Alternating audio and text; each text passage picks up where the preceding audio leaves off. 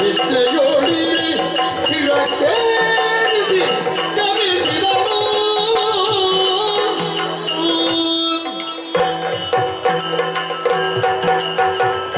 ಸಮಾಧಾನವಾದದ್ದು ಇವತ್ತು ಮಾರಾಯರೆ.